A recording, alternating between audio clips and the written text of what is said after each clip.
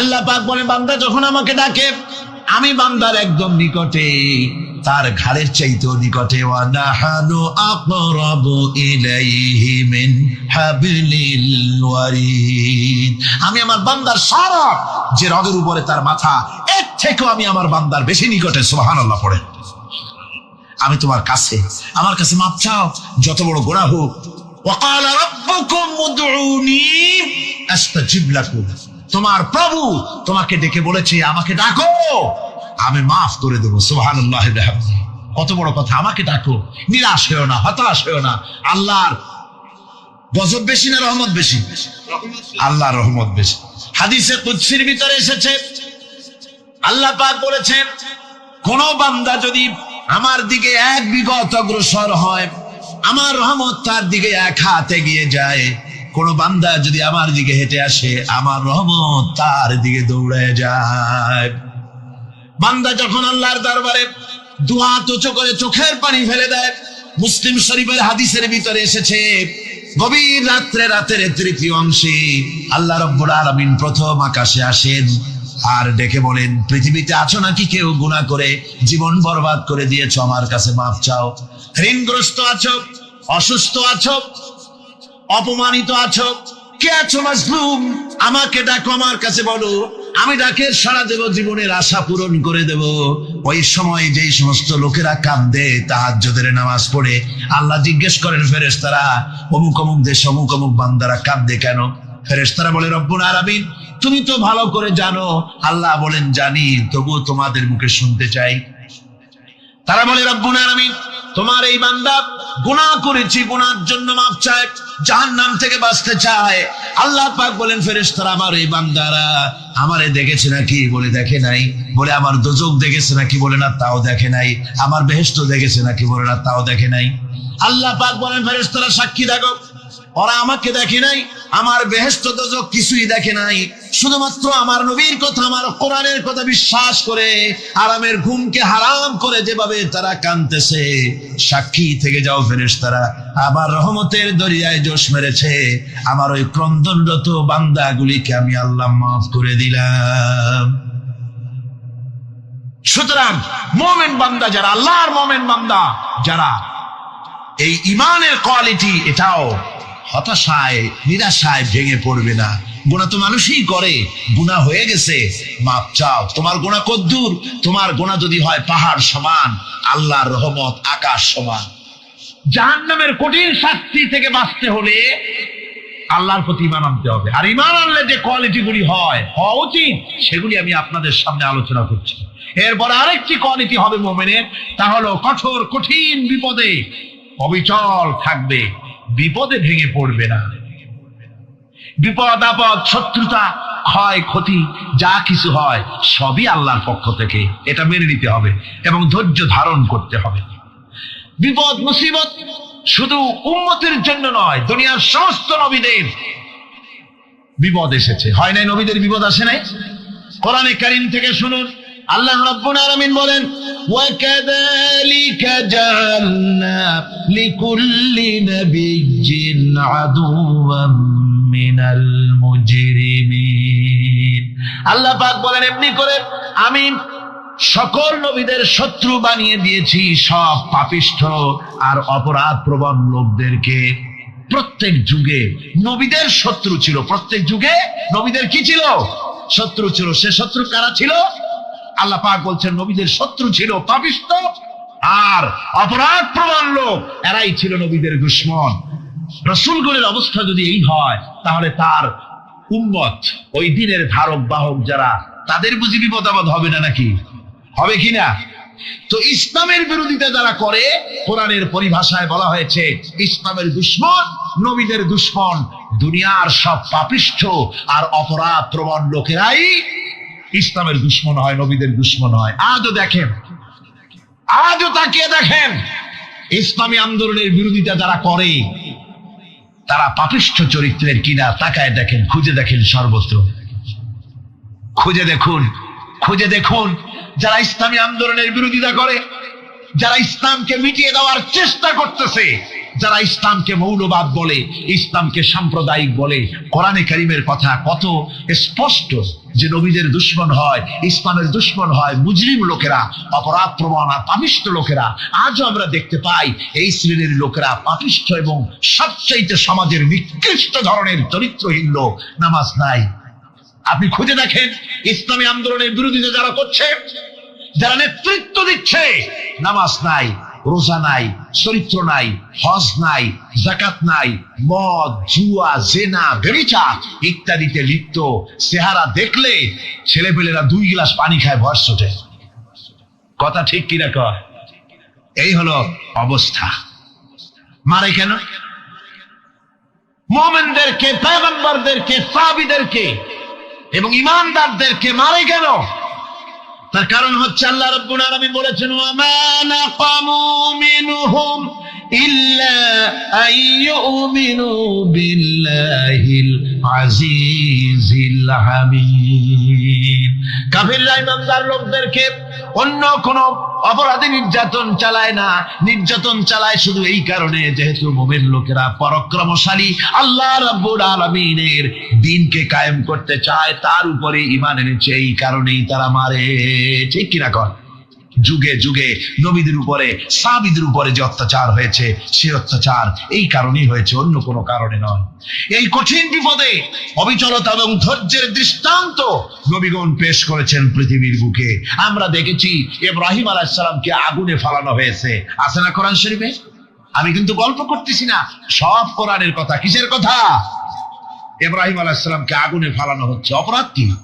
অপরাধ হচ্ছে হযরত ইব্রাহিম আলাইহিস সালাম দাওয়াত দিয়েছেন, লা ইলাহা ইল্লাল্লাহ।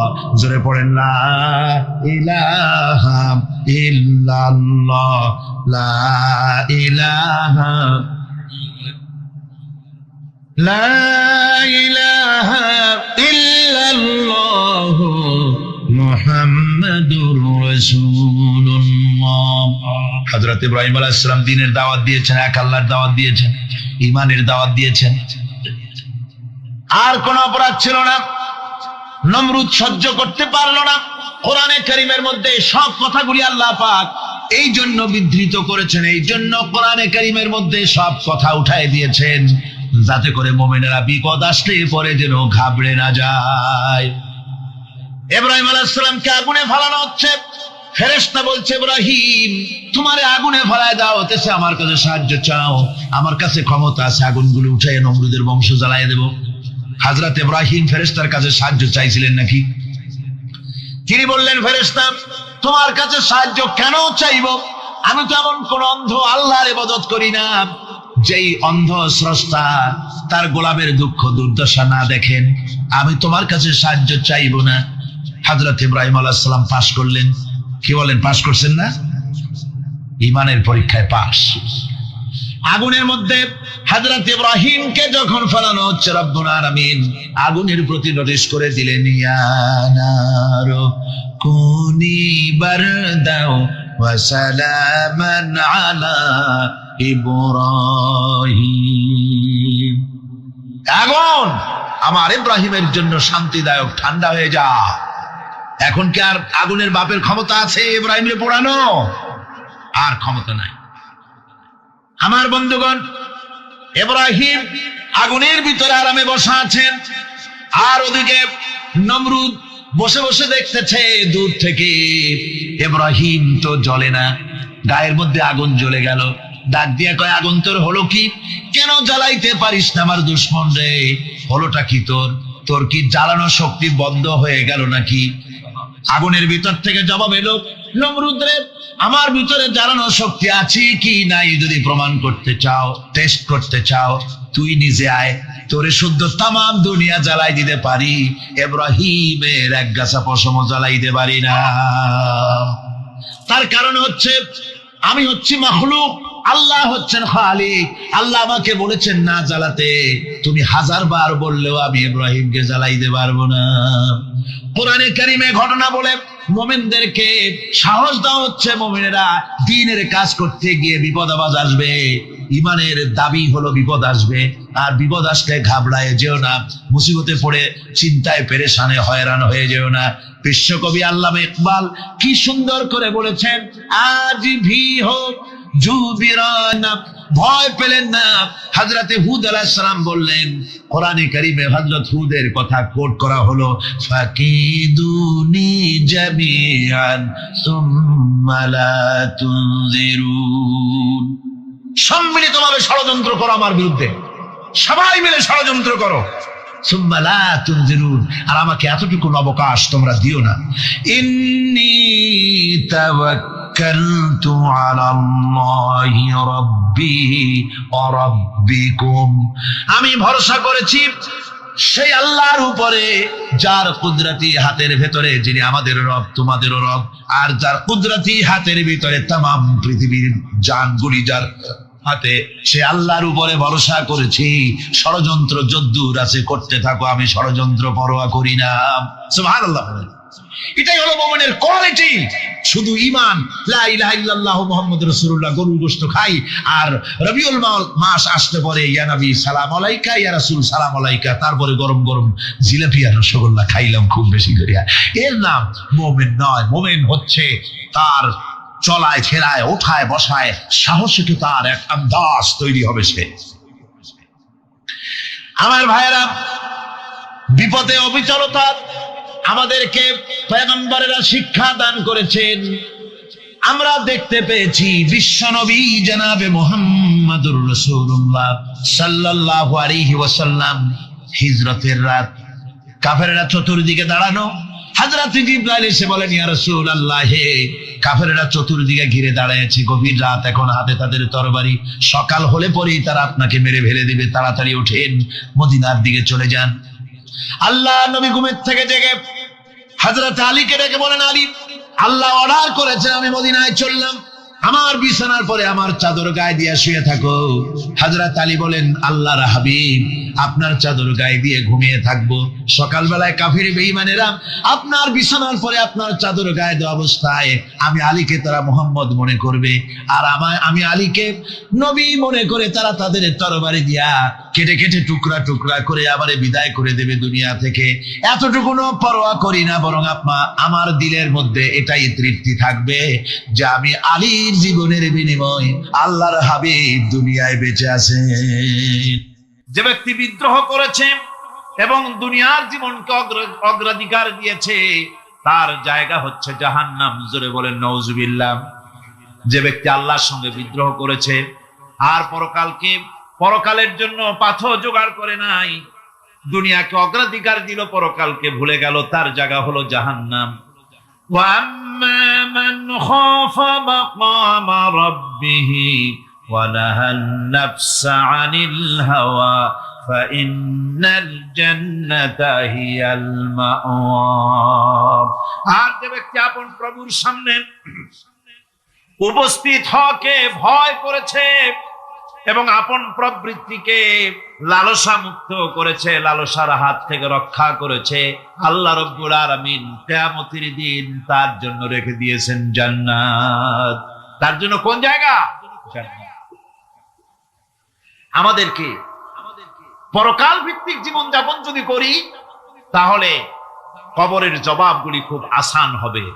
আর যদি পরকাল ভিত্তিক জীবন যাপন না হয়, কবরটা মুসিবত হয়ে যাবে। হযরত ওসমান রাদিয়াল্লাহু তাআলা আনহু কবরের কাছে গিয়ে খুব কাঁদতেন। সাহাবায়ে কেরাম প্রশ্ন করেছেন, হুজুর, রাসূল করিম সাল্লাল্লাহু আলাইহি ওয়াসাল্লাম যখন জান্নাত ও জাহান্নামের ওয়াজ করেন, কখনো তো এত বেশি আপনি কাঁদেন না, যত বেশি কাঁদেন কবরের কাছে এসে, কারণ কি? হযরত ওসমান রাদিয়াল্লাহু তাআলা আনহু বলতেন, আমার সাথীরা, আমি আমার হাবিবের কাছে, আল্লাহ রাব্বুল আলামিনের রাসূলের কাছে আমি শুনেছি এই কবরটাই হলো প্রথম স্টেশন, এই কবরটাই হলো প্রথম ইমিগ্রেশন কাউন্টার। এই জায়গায় যদি কেউ ধরা পড়ে যায়, কারো যদি চার্জশিট হয়ে যায়, সব জায়গায় ধরা পড়ে যাবে, হাসরে মিজানে সিরাতে কোনো জায়গায় নাজাত পাবে না। আর এই কবরটা যদি কেউ মুক্তি পেয়ে যায়, মিজান সিরাত হাসর সব জায়গা থেকে আল্লাহ তারে ভালোভাবে পার করে দিবেন। এটা হলো আসল জায়গা, মারাত্মক জায়গা, খুব মারাত্মক জায়গা। আমি এটাকে ইমিগ্রেশন কাউন্টার বলেছি আমার ভাষায়। ইমিগ্রেশন কাউন্টার, যারা বিদেশ ভ্রমণ করেছেন তারা জানেন, লন্ডন যাবেন, আমেরিকা যাবেন, সৌদি আরব যাবেন, যে কোনো বিদেশে যাবেন, গেলেই পাসপোর্ট তারা দেখবে। পাসপোর্টে আপনার ন্যাশনালিটি কোনটা সেটাই তারা জানতে চাইবে। আপনি কোন দল করেন এটা তারা জানতে চাইবে না। আপনি কোন ভাষায় কথা বলেন তাও তাদের জানার দরকার নেই। প্রথমেই তারা আপনার ন্যাশনালিটি দেখবে, আপনার আইডেন্টিটি কি তারা জানতে চাইবে। তারপরে যদি স্যাটিসফ্যাক্টরি হয় আপনাকে ভিসা দিয়ে ভেতরে ঢুকবার ব্যবস্থা করে দেবে। আর যদি তারা স্যাটিসফাইড না হয় তাহলে আপনাকে মেহমানখানায় ঢুকানো হবে গ্রেফতার করে।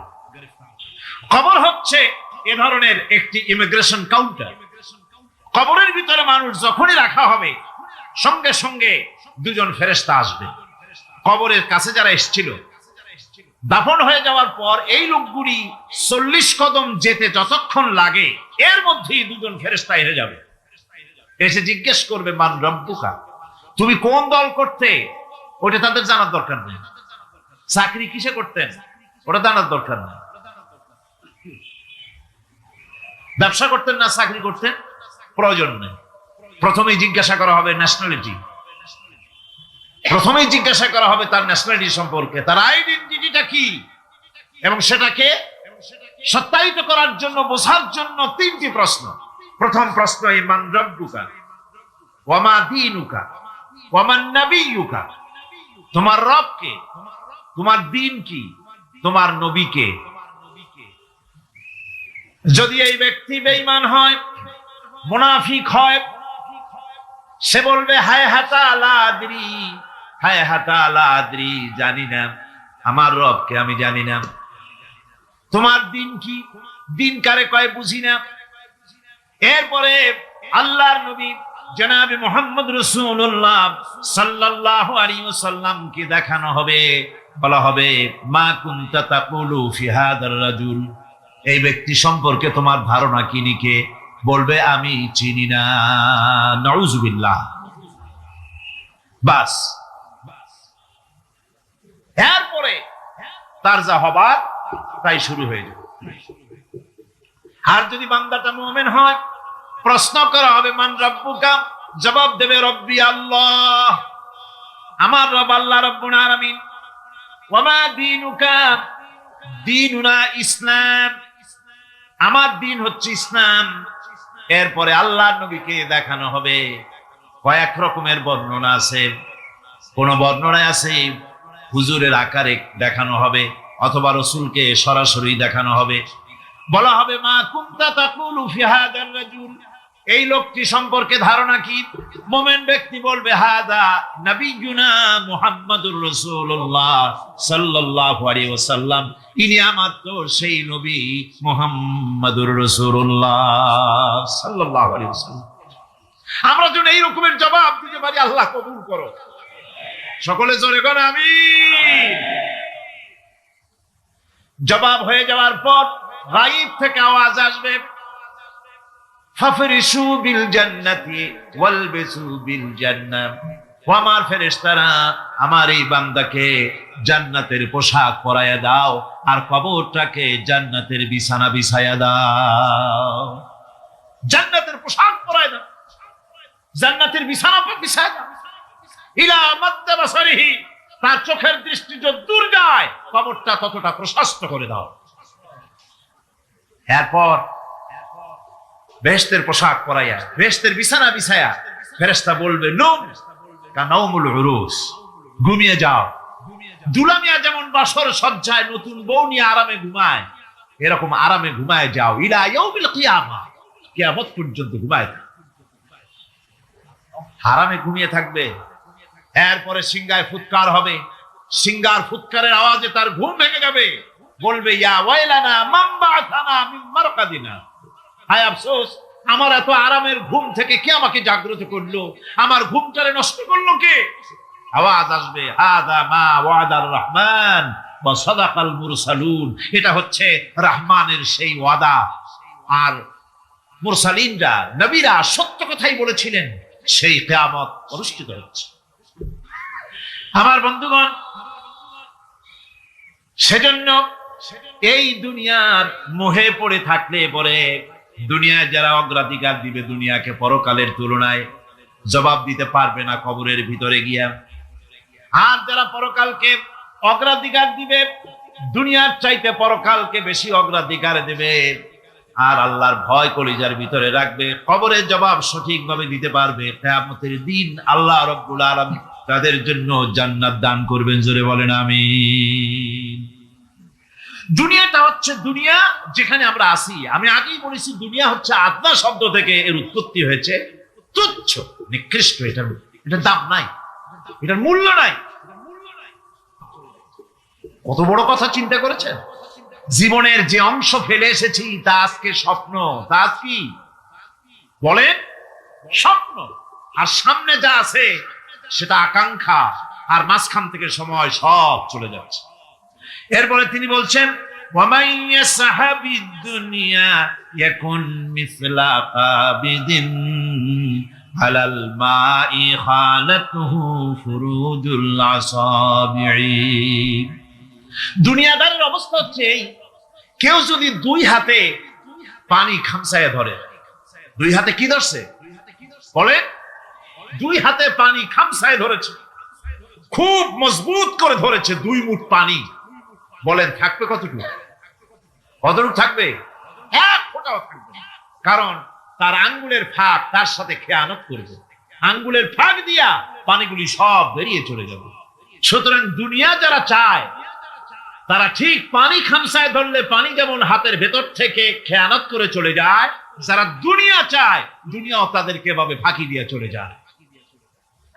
তবুও দুনিয়ার মায়া মানুষের এত বেশি। আল্লাহর নবী বলেন লাউ কানা লি ইবনি আদামা ওয়াদিন মিন যাহাবিন লাহাব্বা ইয়াকুনা লাহু সারিন। এই পৃথিবীতে যদি কাউকে একটা মাঠ ভরে যদি সোনা দেওয়া যায়, লোকটা বলবে রব্বুল আলামিন আমি যদি আরেকটা মাঠ এরকম সোনা ভরা পেতাম। দ্বিতীয় আরেকটা মাঠ দেওয়া হলে আবার বলবে যদি তৃতীয় আরেকটা মাঠ সোনা ভরে যদি পেতাম। নবীজি বলেন ওয়ালা ইয়ামলাউ জাওফু ইবনু আদামা ইল্লা তুরাব। মানুষের পেট 3.5 হাত মাটি ছাড়া, কবরের মাটি ছাড়া মানুষের পেট ভরবে না। আরো চাই, আরো চাই, চাওয়ার কোনো শেষ নাই। মানুষ এভাবে করে দুনিয়ার মহব্বতে এমনি পাগল হয়ে যায়, শুধু দুনিয়ার মহব্বত, পরকালকে বেমালুম ভুলে যায়। আমি কিন্তু এই কথা বুঝাতে চাই নাই যে পরকালের মহব্বতে, পরকালের ভয়তে বা পরকালের জন্য দুনিয়া আপনি বাজার ঘাট, বেচা কিনা, ব্যবসা বাণিজ্য সবকিছু ভুলে যান না, তা নয়। ভুল বোঝার কোনো কারণ নাই। পরকালকে অগ্রাধিকার দিতে হবে, মানে দুনিয়াটা চিরস্থায়ী জায়গা নয়। চিরস্থায়ী হচ্ছে কোনটা? আখিরাত। চিন্তা এখন কোনটা? সুতরাং এখানে যা করতে হবে আখিরাতের জবাবদিহিমূলক জীবন যাপন করতে হবে। আপনি ব্যবসা করবেন, ওজনে কম দিতে পারবেন না, আপনি খাদ্যে ভেজাল দিতে পারবেন না, চুরি করতে পারবেন না, ডাকাতি করতে পারবেন না, জেনা করতে পারবেন না, বদমাশি করতে পারবেন না, মদ খেতে পারবেন না, সন্ত্রাসী হতে পারবেন না, হাইজ্যাকার হতে পারবেন না, চাঁদাবাজ হতে পারবেন না, মুনাফাখোর হতে পারবেন না, আপনি চোরা কারবারি হতে পারবেন না, ঘুষখোর হতে পারবেন না, সুদখোর হতে পারবেন না। এই সব কাজ পরকালকে বিশ্বাস করলেই এ সমস্ত কাজ থেকে মানুষ বিরত থাকতে পারে। কথা ঠিক কিনা? এটাই হচ্ছে। সুতরাং এই পৃথিবী থাকবে না, এটা কি চিরকাল থাকবে না? এর একটা পরিসমাপ্তি ঘটবে। যেমন করে সারা বছর লেখাপড়া করার পর কলেজে, বিশ্ববিদ্যালয়, মাদ্রাসায়, হাই স্কুলে, সব জায়গায় সারা বছর লেখাপড়া করার পর যেমন পরীক্ষা দেওয়ার একটা দিন আসে, সারা বছর ব্যবসা করার পর হিসাব নিকাশ করার যেমন একটা সময় আসে, সারা মাস চাকরি করার পর বেতন পাওয়ার যেমন একটা দিন আসে, সারা জীবন চাকরি করার পর পেনশন পাওয়ার যেমন একটা সময় আসে, অনুরূপ ভাবে এই দুনিয়া যেদিন শেষ হয়ে যাবে, আল্লাহ নির্ধারিত সময় শেষ হয়ে যাওয়ার পর একটা সময় আসবে যখন আল্লাহ রব্বুল আলামিন সব শেষ করে দিবেন, লন্ডভন্ড হয়ে যাবে, কিছু থাকবে না। কোরআনে কারিমে আল্লাহ সব বলেছেন, কোরআনে সব আল্লাহ বলে দিয়েছেন। আল্লাহ পাক বলেন এই পৃথিবীর সব কেমন ভাবে ধ্বংস হবে তার চিত্র আল্লাহ পাক কোরআনে কারিমে তুলে ধরেছেন। ইযাস সামাউ ফাতারাত وإذا الكواكب انتثرت وإذا البحار فجرت وإذا القبور بعثرت। যখন আকাশসমূহ দীর্ণ বিদীর্ণ হয়ে যাবে, তারকাগুলি বিক্ষিপ্ত হয়ে ছিটকে পড়বে, আর সমুদ্রগুলি উচ্ছ্বসিত হয়ে পড়বে, কবরগুলি সব তার ভেতরে যা আছে উদ্গীরণ করে দেবে, তারকাগুলি স্থিমিত হয়ে যাবে। এরপরে সমস্ত আকাশগুলি কিতাবের পৃষ্ঠার মতো একটার পরে একটা ঠাস ঠাস করে পড়তে থাকবে, চূর্ণ বিচূর্ণ হয়ে ভেঙে চুরে একাকার হয়ে যাবে। পাহাড়গুলিকে উড়িয়ে দেওয়া হবে, চন্দ্র এবং সূর্য একাকার হয়ে। আল্লাহ রাব্বুল আলামিন বলেন, ফাইদা বারিকাল বাসার ওয়া খাসাফাল কমার ওয়া জুমিআশ শামসু ওয়াল কমার। চক্ষু যখন বিস্ফারিত হয়ে যাবে, চাঁদ যখন তার আলো হারিয়ে ফেলবে, সূর্য যখন তার আলো হারিয়ে ফেলবে, চাঁদ আর সূর্য সব একাকার হয়ে যাবে, সেই সময়ের অবস্থাটা কি চিন্তা করো। মানুষ হয়রান হয়ে দৌড়াদৌড়ি করবে। وحملت الأرض والجبال فدكتا دكة واحدة। জমিন এবং পাহাড়গুলির মধ্যে আল্লাহ রাব্বুল আলামিন সংঘর্ষ বাঁধিয়ে দিবেন, পাহাড়গুলি ভেঙে চুরে টুকরা টুকরা হয়ে যাবে, পাহাড়গুলি উঁচু করে জমিনের উপরে আছাড় মেরে আল্লাহ রাব্বুল আলামিন ভেঙে চুরে চুরমার করে দিবেন। সুবহানাল্লাহ। ওয়াতাকুনুল জিবালু কালইনিল মানফুস। পাহাড়গুলো পেঁজা ধোনা তুলার মতো করে উড়িয়ে দেওয়া হবে, পাহাড় উড়ে যাবে। সুবহানাল্লাহ। পাহাড় পাথরের তৈরি করা পাহাড়, এই পাহাড়গুলি তুলার মতো হয়ে উড়বে কিভাবে?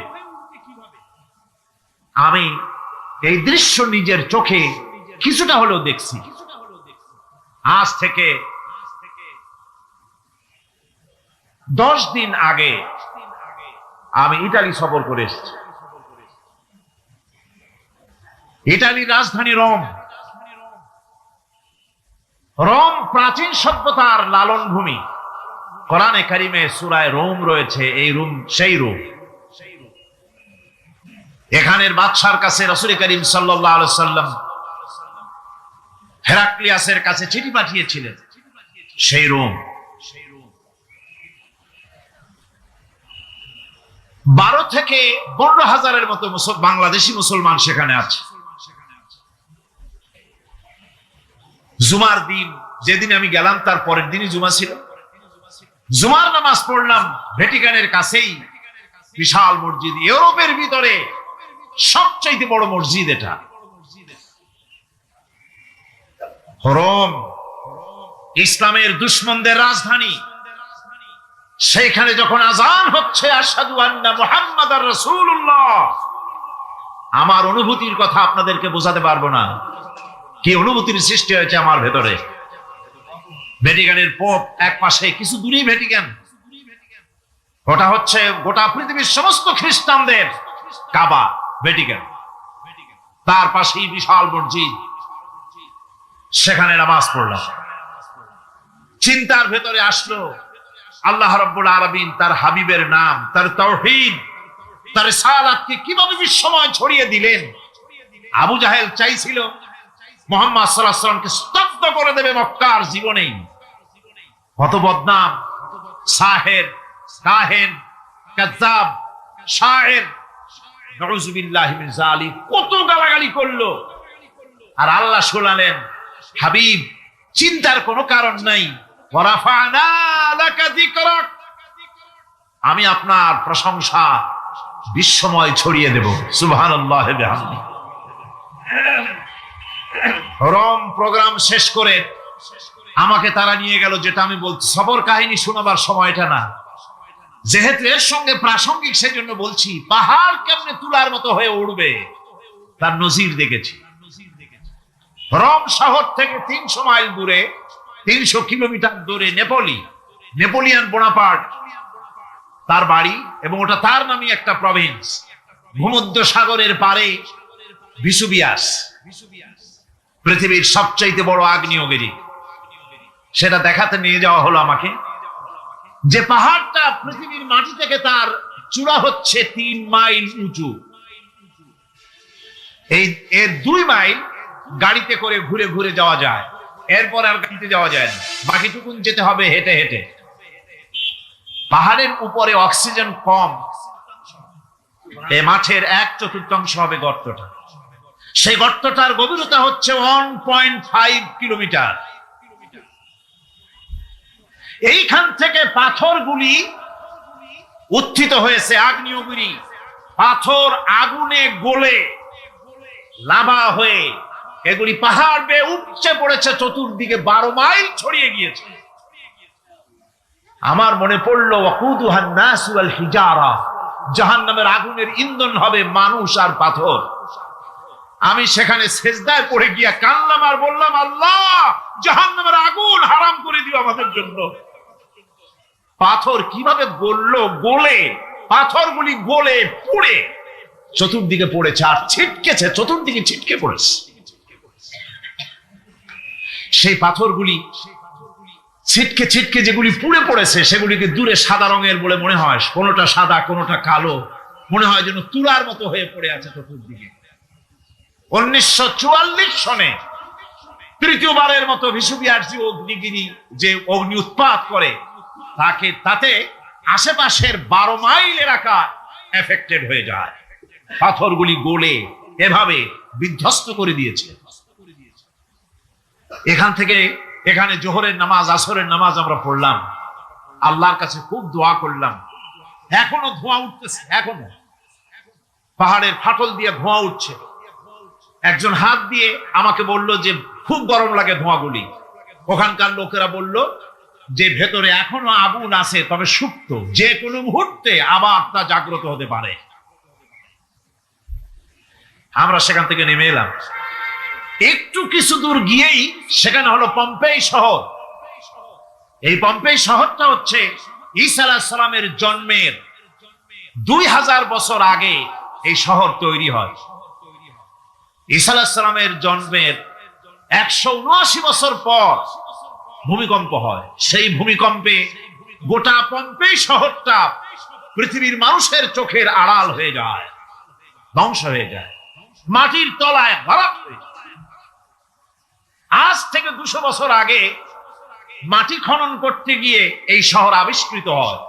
পুরা শহরটা খুঁড়ে তারা বের করেছে।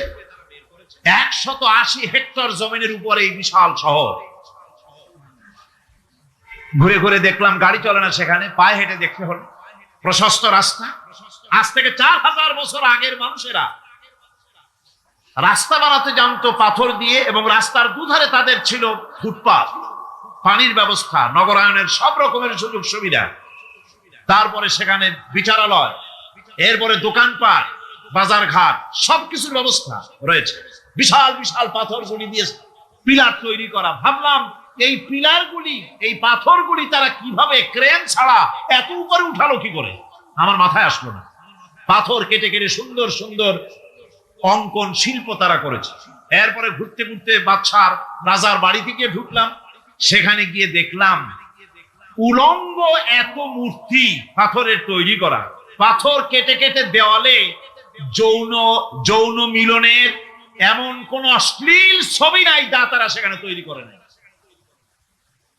উলঙ্গ মূর্তি আর উলঙ্গ যৌন মিলনের অসংখ্য ছবি দিয়ে এই এলাকা ভরা। তখন আমি বুঝলাম আল্লাহর গজব হওয়ার কারণটা কি, এই শহরটা মাটির নিচে ভরাট হয়ে যাওয়ার কারণটা কি। আল্লাহ পাক জেনা ব্যভিচার যে দেশে বেশি হয় আল্লাহ পাক বরদাস্ত করে। দুশ্চরিত্র যে দেশের মানুষ দুশ্চরিত্র হয়ে যায়, জেনা ব্যভিচার বেশি হতে থাকে, আল্লাহ হরক করে দেন, গজব দেন। এই গজব এক এক সময় এক এক রকমের হয়ে আসে। কখনো মাটির নিচে দাবায় দেয়, কখনো মহামারী, কোন দেশে কলেরা, কোন দেশে জলোচ্ছ্বাস, কোথাও ভূমিকম্প, আর সর্বশেষ এই জেনা ব্যভিচারের জন্য আল্লাহ পাকের চূড়ান্ত, এই যৌনতার অশ্লীলতার জন্য চূড়ান্ত গজব বর্তমান বিশ্বের জন্য এইডস। আল্লাহ পাক এই গজব দিয়েছে। বন্ধুগণ, আমি সেই জায়গা, আমি সেখানে যা দেখলাম যে আল্লাহ পাক পাহাড়গুলিকে কিভাবে উড়াবেন, এটা অস্বীকার করার কোনো উপায় নাই, বিশ্বাস তো করতামই। তবে হযরত ইব্রাহিম আলাইহিস সালাম যেমন বলেছিলেন, রব্বি আরিনি কাইফা তুহিল মাউতা, আয় আল্লাহ তুমি মরাকে জিন্দা করবা কেমনে? আল্লাহ পাক বলেন, আওয়ালাম তুমিন, তুমি বিশ্বাস করো না? ইব্রাহিম আলাইহিস সালাম বললেন, বালা, অবশ্যই বিশ্বাস করি, ওয়ালাকিন লিয়াতমাইন্না কলবি, যদি চোখে দেখতাম তাহলে আমার অন্তরাত্মা খুব ঠান্ডা হতো। আল্লাহ রাব্বুল আলামিন চোখে দেখায় দিলেন জিন্দা কেমনে মুর্দা হবে, মুর্দা কেমনে জিন্দা হবে, আল্লাহ দেখায় দিলেন। পাহাড় উড়ায় দিবেন আল্লাহ রাব্বুল আলামিন। একথা কলিজার মধ্যে এটার উপর ঈমান বিশ্বাস, কিন্তু আল্লাহ চোখে দেখাইছেন, ঈমান আরো মজবুত হয়েছে, যা ছিল আরো মজবুত হয়েছে। সুবহানাল্লাহ। আল্লাহর ভয়তে কলিজা কেঁপেছে। আমি পাহাড়ের উপরে কেঁদেছি, তার জার রেখে দিয়েছি। বন্ধুগণ, আল্লাহ সুবহানাহু ওয়া তাআলা এই জন্য বলেছেন, কুল সিরু ফিল আরদ, আমার জমিন ঘোরো, ভালো করে দেখো, কাইফা কানা আকিবাতুল মুকাজ্জিবিন, মহাসত্যকে যারা অস্বীকার করেছে তাদের পরিণতি আমি কি করে দিয়েছি, এগুলি চোখে ভালো করে তাকায় দেখো।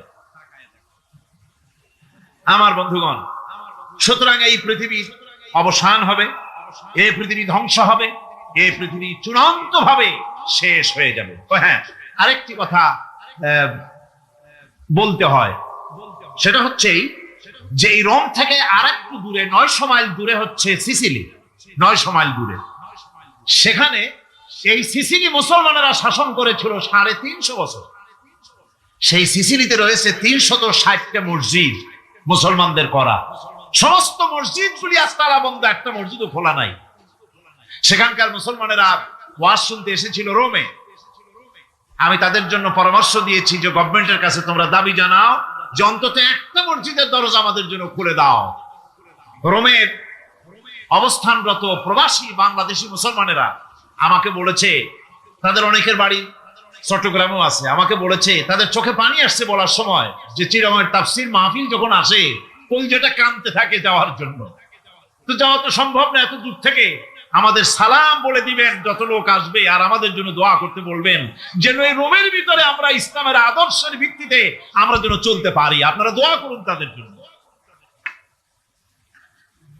ভাইরা আমার, এই পৃথিবী একদিন পরিসমাপ্তি ঘটবে এবং আল্লাহর দরবারে আমাদেরকে উঠতে হবে এবং সেখানে আমাদের বিচার হবে। সেখানে আমাদের কি হবে? বিচার হবে। আল্লাহ পাক বিচারটাকে নির্ভুল করার জন্য, সঠিক করার জন্য প্রত্যেকের গলায় আমলনামা ঝুলায় রাখছে, এখানে রেকর্ডের ব্যবস্থা করা হয়েছে। আল্লাহ পাক বলছেন, ওয়া কুল্লা ইনসানিন আলজামনাহু তাইরাহু ফি উনুকিহি ওয়া নুখরিজু লাহু ইয়াওমাল কিয়ামাতি কিতাবান ইয়ালকাহু মানশুরা। আল্লাহ পাক বলেন, প্রত্যেকের ভালো মন্দ কর্মফল, কর্মলিপি আমি তার গলায় ঝুলায় রেখেছি। কিয়ামতের দিন সে নিজের কাছে স্পষ্ট সব দেখতে পারবে, কোনো জিনিস বাদ পড়বে না। তার গলায় তার আমলনামা ঝুলানো আছে, সব রেকর্ড হতেছে। আমরা যা করছি সবগুলি রেকর্ড হয়ে যাচ্ছে। বর্তমান বিজ্ঞানীরা আবিষ্কার করেছে যে মানুষের শরীরের ভিতরে ডিএনএ আছে, রক্তের ভিতরে ডিএনএ, এটা একটা কোড। মানুষের রক্তের ভিতরে ডিএনএ আছে। যেমন তার ব্রেনের ভিতরে কতগুলি কোষ আছে, এক একটা কোষ এক এক ধরনের কাজ করে, অনুরূপ ভাবে তার শরীরের ভিতরে রক্তের ভিতরে ডিএনএ আছে। এই ডিএনএটা কি? এই ডিএনএটা হচ্ছে, এই ডিএনএ একটা কম্পিউটারের মতো কাজ করতেছে। লোকটা কি করবে, কোথায় যাবে, সে ভালো হবে মন্দ হবে কি হবে, সব তার ডিএনএ এর মধ্যে রেকর্ডকৃত আছে। এটা বোঝার জন্য একটা সুন্দর দৃষ্টান্ত দেওয়া যায়। যেমন এই কাগজটাকে আপনারা মনে করুন একটা গাড়ির একটা ব্লুপ্রিন্ট, একটা গাড়ির ব্লুপ্রিন্ট। এখানে লেখা আছে গাড়ি কিভাবে তৈরি হবে। এই কাগজটা নিয়ে ঘরের মধ্যে রেখে দিলেন, এখন এই কাগজটা থেকেই অটোমেটিক গাড়ির উইন্ডো তৈরি হলো, শিল তৈরি হলো, গাড়ির বডি তৈরি হলো, চেসিস তৈরি হলো, টায়ার তৈরি হলো, ইঞ্জিন তৈরি হলো, ব্যাটারি তৈরি হলো, পেট্রোল নিল, আর কোন রকমের ড্রাইভার ছাড়াই গাড়ি চলতে আরম্ভ করলো। এই কথাটা যদি মনের মাথার মধ্যে আনতে পারেন যে এটা কিভাবে হইতে পারে, এতে লেখা অনুযায়ী যেভাবে হওয়া যদি সম্ভব হয়, অনুরূপ ভাবে মানুষের রক্তের ভিতরে ডিএনএ এরা আবিষ্কার করেছে, এর ভিতরে মানুষের ভালো মন্দ কোথায় যাবে কি করবে সবকিছুর মধ্যে রয়েছে কোরআনে কারীমে। আল্লাহ রাব্বুল আলামিন, আমি গত বছরও বলছিলাম যে বিজ্ঞানের আবিষ্কার যত বাড়বে কোরআন বোঝা মানুষের জন্য তত সহজ হবে। কোন সুবহানাল্লাহ। কোরআন বোঝা মানুষের জন্য তত সহজ হবে। জমের খাওয়া খাও না আমার হারাম গুলি বাদ দিয়ে খাও, নিষেধ করা গুলি বাদ দিয়ে খাও। মুখ আছে বলেই যা খুশি তা বলা যাবে না, কান আছে বলেই যা খুশি তা শোনা যাবে না, চোখ আছে বলেই যা খুশি তা দেখা যাবে না, হাত পা আছে বলেই যা খুশি তা করা যাবে না। সবটার পেছনে আল্লাহ রাব্বুল আলামিনকে ভয় করা লাগবে। মহান আল্লাহ রাব্বুল আলামিন বলে, বান্দারে তোমার সমস্ত কার্যাবলী এমনকি তোমার চাহনিটা পর্যন্ত কার দিকে কি নিয়তে তাকায়ছো কেউ জানে না, আমি আল্লাহ রাব্বুল আলামিন জানি। ওয়ায়ালামু খায়নাতাল আয়ুনি ওয়া মা তুখফিস সুদূর। তোমার অন্তঃকরণ কি জিনিস গোপন করে আর তোমার চক্ষু কি লুকোচুরি খেলে আমি টের পাই। সুবহানাল্লাহ বিহামদি। চশমার ফাঁক দিয়া কি দেখো, কারে দেখো, কি নজরে দেখো, সানগ্লাস পরিয়া কেউ ঠিক পায় না, আমি ঠিক পাই। সুবহানাল্লাহ, জোরে কোন সুবহানাল্লাহ। সুতরাং চোখের নজরের হিসাব হবে, হাতের কাজের হিসাব হবে, পায়ের চলার হিসাব হবে, আপনার বলার হিসাব হবে, মুখে যা বলেছেন যা করেছেন, হাত পাও দিয়ে যা করেছেন সবকিছুর হিসাব হবে কিয়ামতের দিন। আল্লাহর দরবারে সবকিছু উপস্থিত হবে, কোন জিনিস বাদ পড়বে না। ফামান ইয়ামাল মিসকালা যাররাতিন খায়রান ইয়ারা ওয়া মান ইয়ামাল মিসকালা যাররাতিন শাররান ইয়ারা। ছোট্ট একটা ভালো কাজ যদি করো তাও হাজির করা হবে সামান্যতম ভালো কাজও তোমার বাদ পড়বে না, আর ক্ষুদ্রতম কোন খারাপ কাজ করলে তাও উপস্থিত করা হবে সব তোমার সামনে, কোনো জিনিস বাদ পড়বে না, সব দেখতে পাবে কিয়ামতের দিন। ভালো কাজটাও আর খারাপ কাজটাও আল্লাহর কাছে সেদিন আল্লাহ পাক মানুষের সামনে উপস্থিত করে দিবেন। আল্লাহ পাক বলছেন সেদিন এই জমিন তার ভিতরে যা লুকায়িত ছিল জমিন সব বের করে দেবে। কান্নাহুম জারাদুম মুনতাশির। টিড্ডি ফড়িংগুলি পোকাগুলি মাটির থেকে যেমন বেরোয়, এ মাটির ভিতরে যা আছে কিয়ামতের দিন সব মাটি বের করে দেবে। ইযা যুলজিলাতিল আরদু জিলজালাহা ওয়া আখরাজাতিল আরদু আসকালাহা ওয়া ক্বালাল ইনসানু মা লাহা। এ জমিনকে ঝাঁকি মারা হবে প্রবল এক ঝাঁকুনি, প্রবল এক ঝাঁকুনিতে এই পৃথিবীর মধ্যে যা কিছু আছে সব বেরিয়ে যাবে। সুবহানাল্লাহ কইতে ইচ্ছা করে না মিয়ারা? এক ঝাঁকুনিতে পৃথিবী সব বের করে দেবে। মানুষ হয়রান হয়ে বলবে কি হয়েছে, এ মাটির হলোটা কি? আমার বন্ধুগণ, মানুষ হয়রান হয়ে গিয়ে বলবে মাটির কি হলো? আল্লাহ রাব্বুল আলামিন বলেন ইয়াউমাইযিন তুহাদ্দিসু আখবারাহা বিআন্না রাব্বাকা আওহালাহা। জমিনের উপরে যা ঘটেছে জমিন তা সব বের করে দেবে, সব প্রকাশ করে দেবে। আর এটা এই জন্য হবে যেহেতু তার রবের হুকুম হয়েছে, তার রব হুকুম করেছে বের করে দে। জমিনের ভিতরে আছে যা সব বেরিয়ে যাবে, আকাশ ভেঙে পড়বে, পাহাড় উড়ে যাবে, জমিনের ভিতরে যা আছে সব উপরে চলে আসবে, পৃথিবীতে সব শেষ, কিচ্ছু নাই, আকাশ নাই, পাহাড় নাই, সমুদ্র নাই, সব একাকার, চন্দ্র নাই, সূর্য নাই, তারকা নাই, গ্যালাক্সি নাই, মহাশূন্য নাই, সব শেষ। আল্লাহ রাব্বুল আলামিন সমস্ত ফেরেশতাদেরকে শেষ করে দিবেন, সকলের মওত হয়ে যাবে, কেউ আর থাকবে না, এমনকি হযরতে আজরাইল মালাকুল মউত তিনিও থাকবেন না। সব আল্লাহ রাব্বুল আলামিন মৃত্যু করে দিবেন। এরপরে আল্লাহ রাব্বুল আলামিন একা তিনি বলবেন, ইয়া দুনিয়া আইনা আনহারুকি, এ পৃথিবী তোর সেই সমুদ্রগুলি কোথায়, নদীগুলি কোথায়? ইয়া দুনিয়া আইনা আশজারুকি, হে দুনিয়া তোমার গাছগুলি কোথায়? এত বন বনানি, এত গাছ ছিল। ইয়া দুনিয়া আইনা জিবালুকি, হে পৃথিবী তোর জমিনে যত পাহাড় ছিল, পাহাড়গুলি কই? যত স্বৈরাচার ছিল জমিনের উপরে, যারা স্বৈরাচারী মনোবৃত্তি নিয়ে মানুষ ধ্বংস করেছে, দেশ ধ্বংস করেছে, মায়ের বুক খালি করেছে, ওই স্বৈরাচার গুলি কই? কোনো জবাব নাই। আল্লাহ পাক এর পরে বলবেন, লিমানিল মুলকুল ইয়াউম, কার রাজত্ব? আজকে রাজত্বটা কার? আল্লাহ তিনবার আওয়াজ দিবেন, আজকে রাজত্ব কার? আল্লাহ পাক যখন তিনবার করে ডাক দিবেন, কোনো জবাব নাই, কোনো জবাব নাই। কে জবাব দেবে? আল্লাহ রাব্বুল আলামিনের সামনে কার ক্ষমতা আছে কথা বলার? কেউ তো নাই, সব শেষ। আল্লাহ পাক বলবেন, লিল্লাহিল ওয়াহিদুল কাহ্হার, একমাত্র পরাক্রমশালী আল্লাহ রাব্বুল আলামিনের রাজত্ব আছে।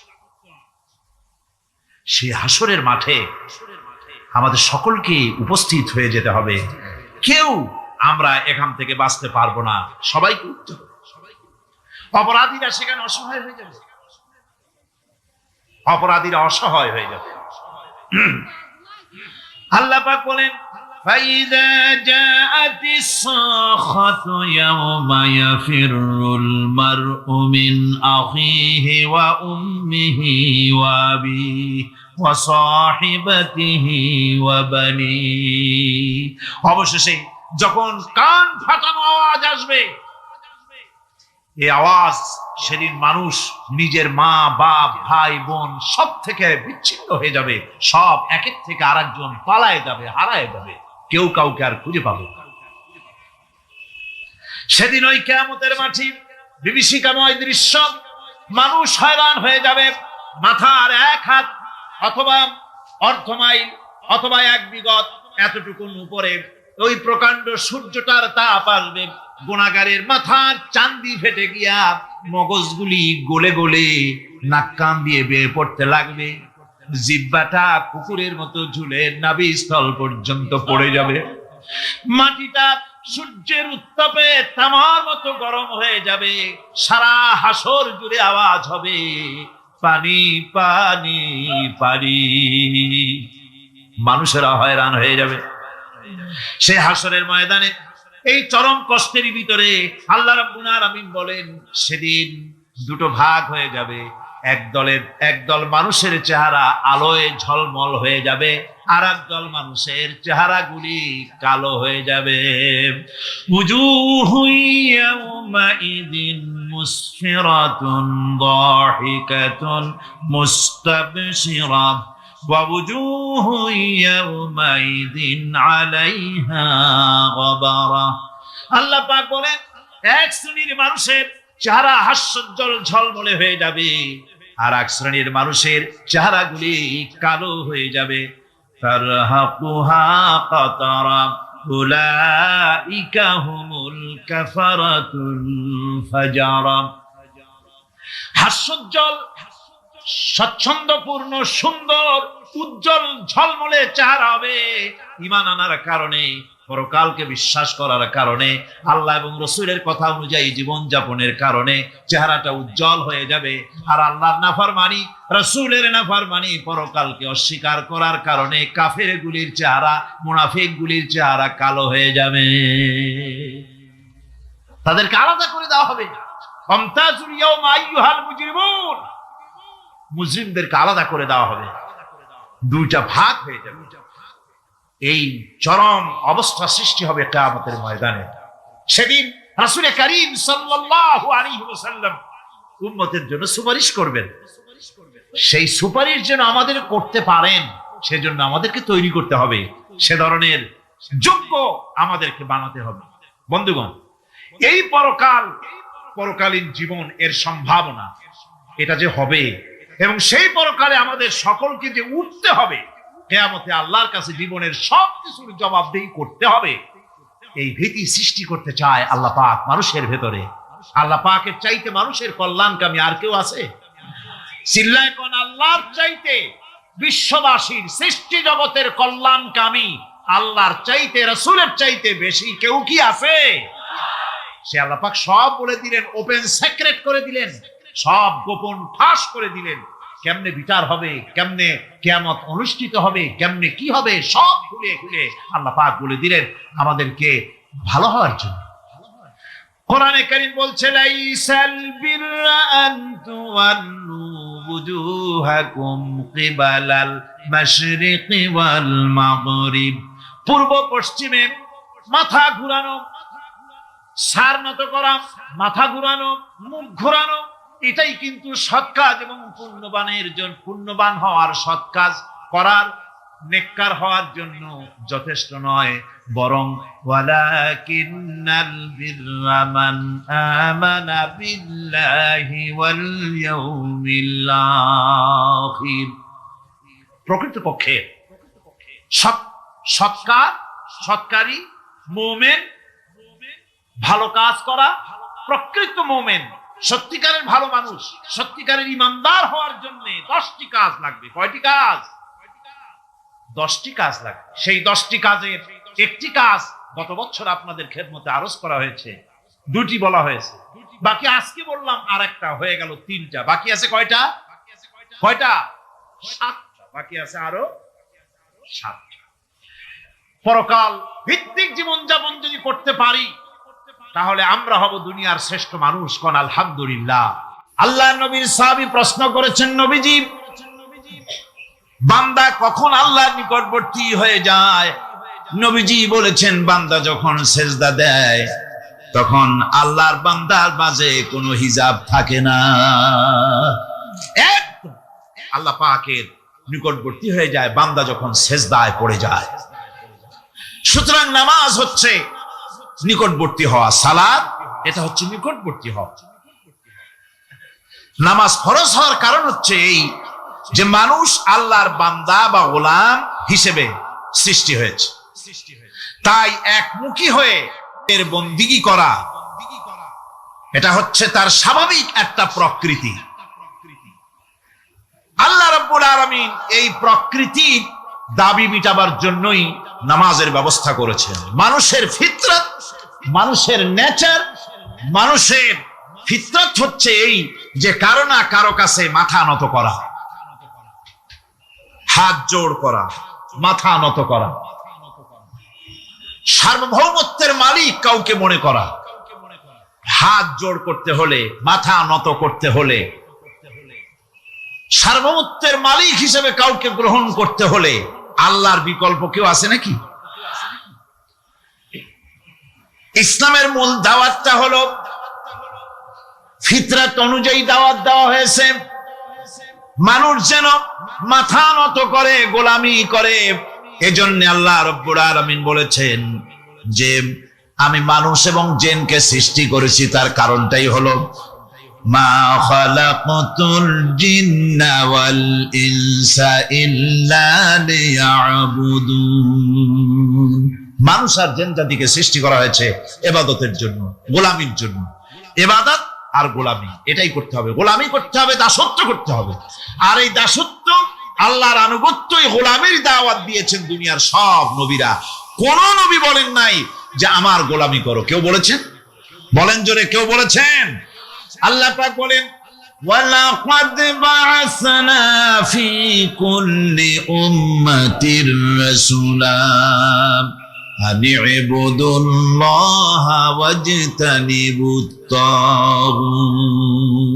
প্রত্যেক জাতির জন্য আমি রাসূল প্রেরণ করেছি, তারা মানুষকে দাওয়াত দিয়েছেন এই কথা বলে যে এক আল্লাহর গোলামি করো, তিনি ছাড়া কোনো ইলাহা নাই, আইন দাতা নাই, বিধান দাতা নাই, তার গোলামি, তার সামনে মাথা নত করে।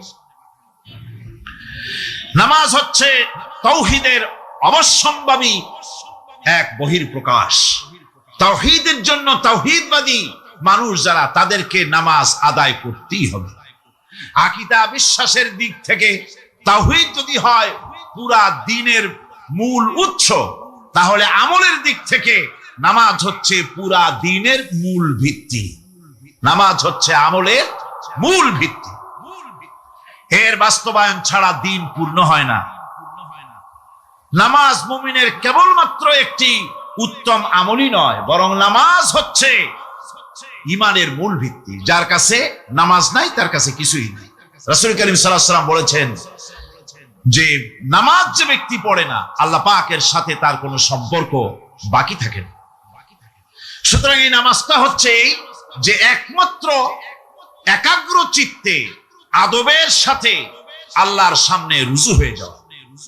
কোরআনে কারীম বলছি, মুনিবিনা ইলাইহি ওয়াত্তাকুহু ওয়াকিমুস সালাতা ওয়া লা তাকুনু মিনাল মুশরিকিন। তোমরা আল্লাহর দিকে রুজু হয়ে যাও এবং তাকে ভয় করে অন্যায় কাজ থেকে বিরত থাকো, আর নামাজ কায়েম করো, মুশরিকদের অন্তর্ভুক্ত হয়ে যেও না। নামাজ কায়েম করা, নামাজের আদেশ কোরআনে কারীমের মধ্যে আল্লাহ পাক বহু জায়গায় করেছেন। ঈমানের পর নামাজই হচ্ছে সবচেয়ে বড় জরুরি। একজন মানুষ ঈমান আনলো, যেমন কালকে একজন ঈমান এনেছে, ঈমান আনার সাথে সাথে তার প্রথম কাজ কি বলুন? বলেন প্রথম কাজ কি? ফজরের নামাজের আগে একজন ইসলাম কবুল করলেন, তার প্রথম দায়িত্ব নামাজকে আদায় করে দেওয়া, ফজরের নামাজ পড়া। জোহরের আগেই কেউ ঈমান আনলো, তার প্রথম দায়িত্ব জোহরের নামাজ আদায় করা। আসরের নামাজের আগে ঈমান এনেছে, তার প্রথম দায়িত্ব হলো আসরের নামাজ আদায় করা। তার মানে হলো ঈমান আনার পর একজন ঈমানদারের প্রথম দায়িত্ব হচ্ছে নামাজ। গুরুত্বপূর্ণ বিষয়, খুব ভালো করে শুনতে হবে, ইয়াদ রাখতে হবে প্রত্যেকটি মুসলমানের। এই নামাজ কি জিনিস, কেমনে আদায় করতে হবে, আদায় না করলে কি হবে, গুরুত্বপূর্ণ এই কথাগুলি প্রত্যেকের স্মরণ রাখতে হবে। কিয়ামতের দিন মানুষ যে জাহান্নামে যাবে, জাহান্নামের জন্য, জাহান্নামে যে সব কারণে যাবে তার মধ্যে বড় কারণ কালকে বলেছিলাম, দেখি মনে আছে নাকি? বড় কারণ কয়টা? কয়টা? আলহামদুলিল্লাহ মনে আছে। আল্লাহ রাব্বুল আলামিন বলেন, ইয়াতাসাআলুনা আনিল মুজরিমিন। কিয়ামতের দিন অপরাধীদেরকে জিজ্ঞেস করা হবে, মা সালাকাকুম ফি সাকার, জাহান্নামে কেন আসছো? জবাবে তারা বলবে, ক্বালু লাম নাকু মিনাল মুসাল্লিন ওয়া লাম নাকু নুতঈমুল মিসকিন। নামাজ পড়ি নাই, আর এতিম মিসকিনদের খেতে দেই নাই, এই কারণেই জাহান্নামে এসেছি। কন নাউযুবিল্লাহ।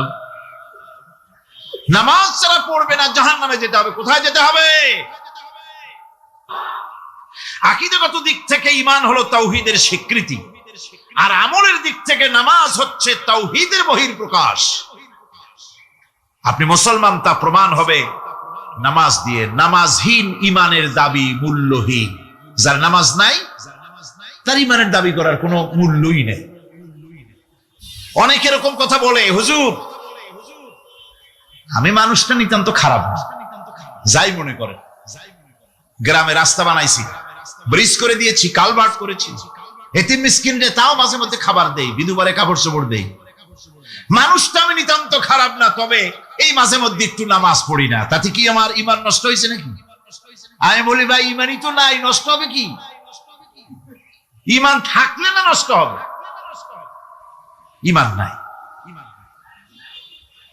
সুতরাং একজন মুসলমান যদি নামাজ না পড়ে, নিজেকে মুসলমান বলে দাবি করার কোন হক তার না, দাবি করার অধিকার না।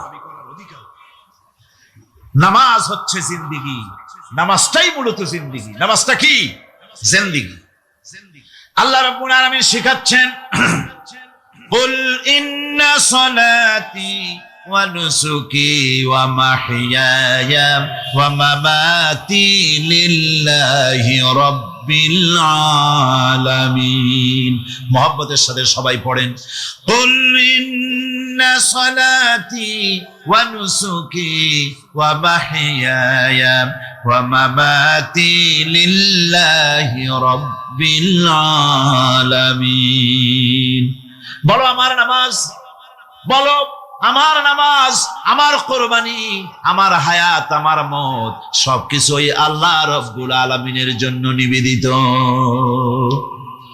আমার বেঁচে থাকা, আমার মরে যাওয়া সব আল্লাহর জন্য। সে আল্লাহ রব্বুল আলামিন, তার জন্য সবকিছু নিবেদিত করতে হবে। আল্লাহ পাকের গোলাম আমাদের বানিয়েছেন, আল্লাহ আমাদের গোলামি করা লাগবে। আর গোলামির নমুনা যাকাত দিয়া, হজ দিয়া, দান দিয়া, সদকা দিয়া, কোন জিনিস দিয়ে নামাজের মতো গোলামির উৎকৃষ্ট প্রমাণ বা নমুনা আর কিছুতে নাই। আমি যে গোলাম, তার উৎকৃষ্ট প্রমাণ হচ্ছে নামাজ।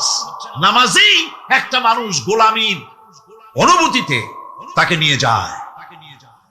বাদশাহ হোক, মন্ত্রী হোক, পীর হোক, মওলানা হোক, মুহাদ্দিস হোক, বড় লোক হোক, গরিব হোক, পুরুষ হোক, নারী হোক, যাই হোক, নামাজে দাঁড়াইলো, একেবারে কান্ডারে ধরিয়া কানের কাছে হাত দিয়া, হাত দুইটা বাঁধিয়া মাথা নিচের দিকে দিয়ে দাঁড়ায় গেল। কিসের মতো? আসামির মতো, গোলামের মতো। সুবহানাল্লাহ। এদিক ওদিক তাকাইতে পারবা না, চোখটা থাকবে সেজদা যেখানে দিবা সেখানে। তাকানো নিষেধ, সেজদার দিকে তাকাও। এরপরে যখন রুকুতে গেলেন, গোলামের নমুনা হয়ে গেল। গোলামের এরকম মাথা নিচু করে থাকতে হয় প্রভুর সামনে। গেলেন রাজা, বাদশাহ, বড় লোক, সব অহংকার চূর্ণ হয়ে গেল। নাক আর কপাল দিয়া আমার মাবুদের দরবারে মাথাটা লাগাই দিলাম জমিনের উপরে। সুবহানাল্লাহ।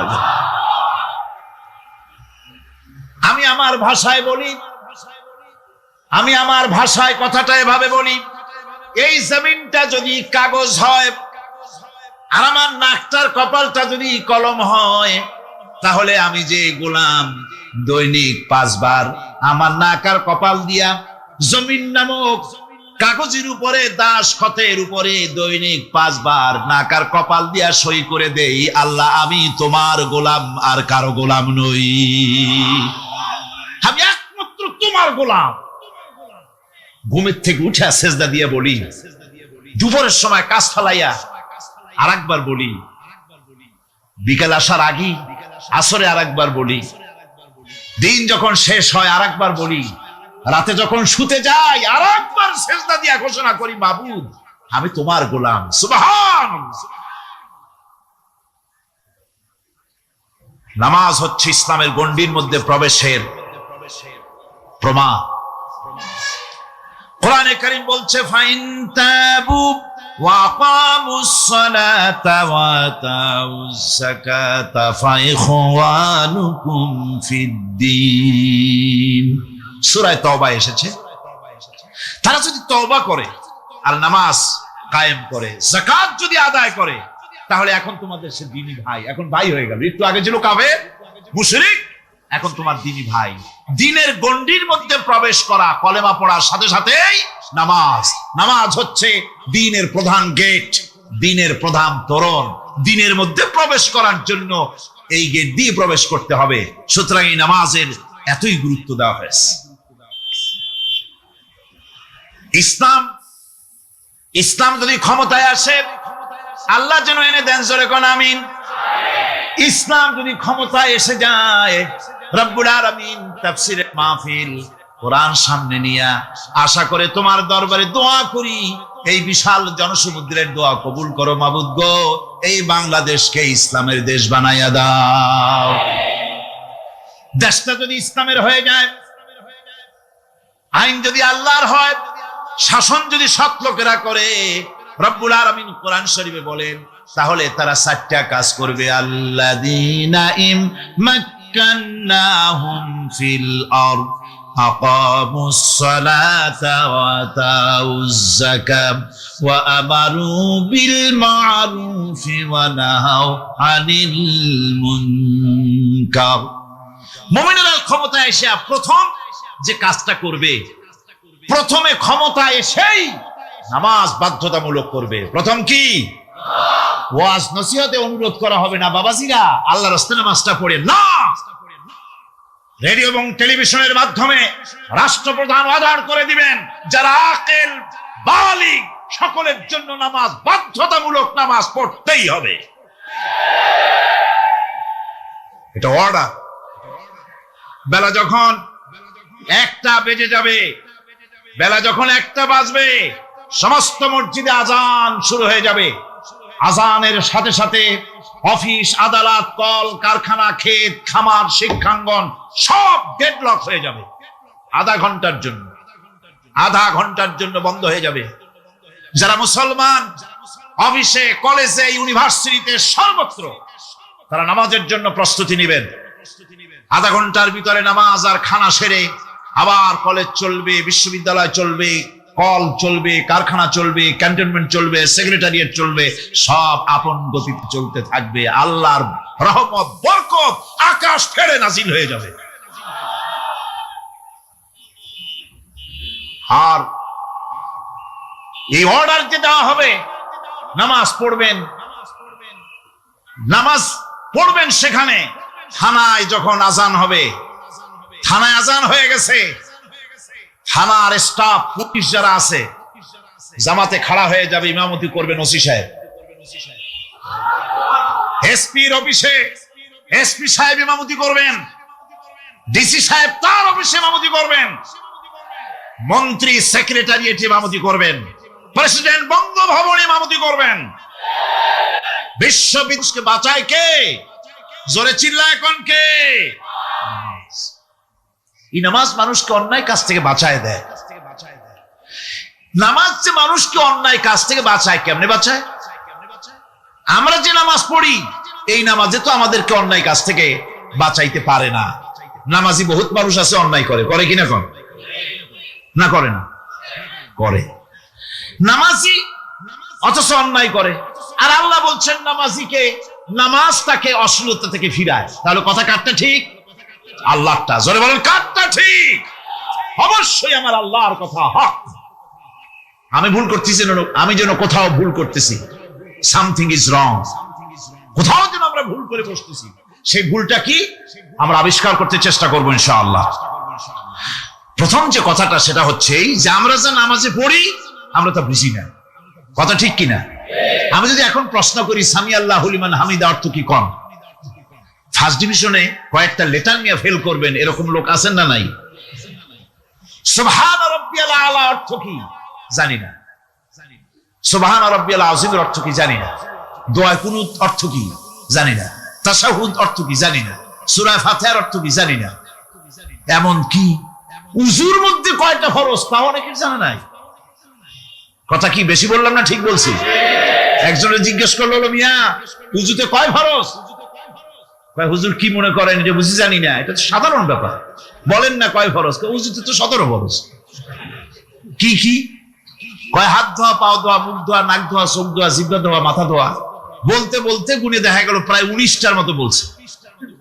বলা হলো, মিয়া বললেন আপনি উযুতে ফরজ 17টা, কইলেন আপনি 19টা। কয় হুজুর জানি, আরো বলি না আপনাদের ভয় তো। উযু জানে না, নামাজ জানে না, তাকে এই নামাজ কেমনে ফিরাবে অন্যায় কাজ থেকে? কথা বুঝতে পেরেছেন? নামাজে আল্লাহু আকবার বললাম, এরপরে সানা পড়লাম, তারপরে সূরা ফাতিহা পড়লাম। সূরা ফাতিহার ভিতরে যে সমস্ত কথাগুলি বললাম সেই কথাগুলি বুঝি না, কি বলেছি তাও জানি না। এরপরে সুবহান রাব্বিয়াল আলা বলেছি, সুবহান রাব্বিয়াল আযীম বলেছি, সামি আল্লাহু লিমান হামিদা বলেছি, অর্থ কি জানি না। আল্লাহ তা শুনতে পান, যে ব্যক্তি আল্লাহর প্রশংসা করেন তিনি তা শুনতে পান। নামাজের মধ্যে আইডিয়া দেওয়া হচ্ছে, তুমি যে আল্লাহর জন্য নামাজ পড়তেছো, প্রশংসা করতেছো, এটা এমন নয় যে আল্লাহ পাক দেখছেন না বা শুনতেছেন না। তুমি যা বলতেছো, প্রশংসা করতেছো, আল্লাহ পাক তা শুনতে পাচ্ছেন। সামি আল্লাহু লিমান হামিদা। সুবহান রাব্বিয়াল আলা আমি মহান সর্বশ্রেষ্ঠ আল্লাহ রাব্বুল আলামিনের পবিত্রতা ঘোষণা করছি, আমি তার প্রশংসা করছি। সূরা ফাতিহার কি আমরা বলি আপনারা ব্যাখ্যা দেখে বুঝে নিন, সেগুলি আমি এখানে বলে বাকি কথা সব শেষ করতে পারবো না। নামাজে কি পড়েন সেটা যদি জানতেন অবশ্যই আল্লাহ রাব্বুল আলামিনের কথা কার্যকরী হয়ে যেত। ইন্নাস সালাতা তানহা আনিল ফাহশাই ওয়াল মুনকার। নামাজ মানুষকে পাপের কাজ অশ্লীলতা থেকে ফিরাতে পারে। আল্লাহ ইন্না বসায়ছেন, নিশ্চয়ই, বেশক, অবশ্যই নামাজ পাপ থেকে ফিরাবে। কিন্তু কেমনে ফিরাবে নামাজ তো বুঝি না, নামাজ তো বুঝি না। খালি সেজদা দেয় জনমের মতো, আর সেজদা কি? নামাজে যদি দেখে ইমাম দেরি করতেছে, আত্তাহিয়াত পড়তে দেরি হয়ে যাচ্ছে, পিছন থেকে সিগন্যাল মারে, ঠিক কিনা? বেয়াদব, বেয়াদব। তোমার নামাজ, তোমার আত্তাহিয়াত আগে শেষ হয়েছে, তাতে কি হয়েছে? চুপ করে বসে থাকো। ইমামকে কাশি দিয়া সতর্ক করার অধিকার তোমার নাই। যদি ইমামকে সতর্ক করার জন্য কাশি দিয়ে থাকো, তোমার নামাজ ফাসেদ হয়ে যাবে। এটা ফাজলামি করার জায়গা না, এটা নামাজ। এর নাম কি? ধীরে সুস্থে নামাজ পড়তে হবে। অনেকে মসজিদটারে মনে করে জেলখানা, ঢুকতে যত দেরি, বেরোতে পারলে যেন বাসে যান ছটফট করে। সিনেমার মধ্যে গিয়ে ঘন্টার পর ঘন্টা বসে থাকে, খারাপ লাগে না?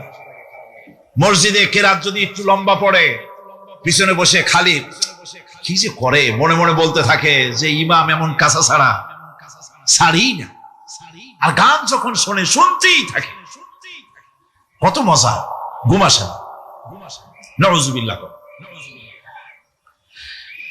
সুতরাং নামাজে কি পড়েন সেটা আপনাকে বুঝতে হবে।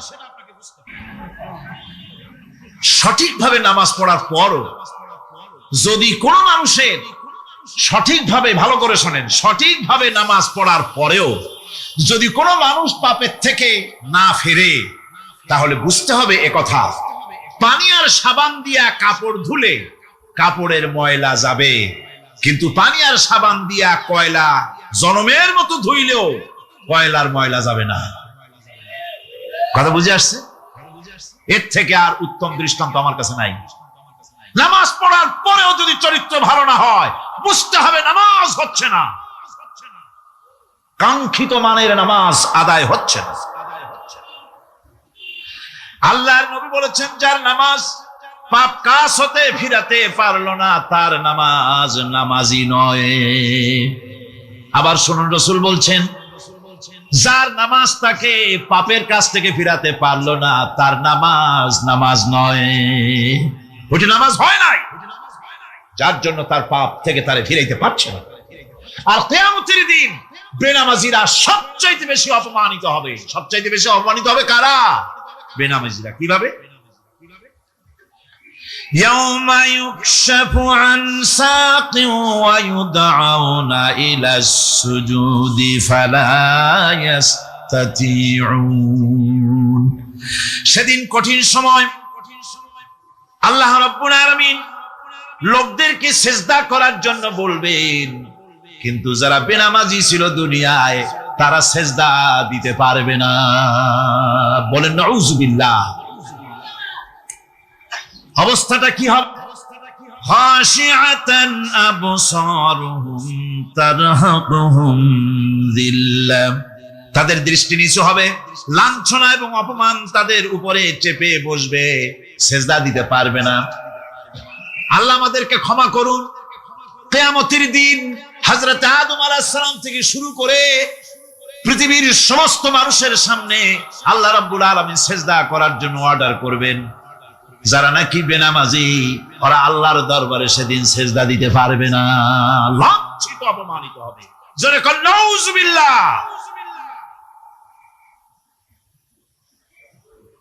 নামাজ, মুমিনের নামাজ একরকম, মুনাফিকের নামাজ হলো আর এক রকম।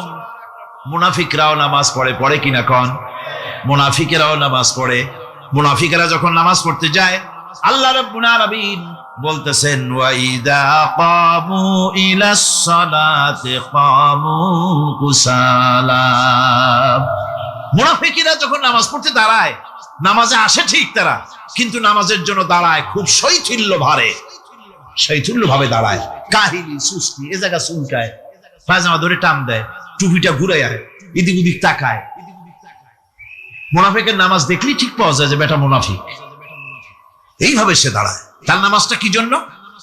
ইউরাউনান নাসা ওয়ালা ইয়াযকুরুনাল্লাহা ইল্লা কালিলা।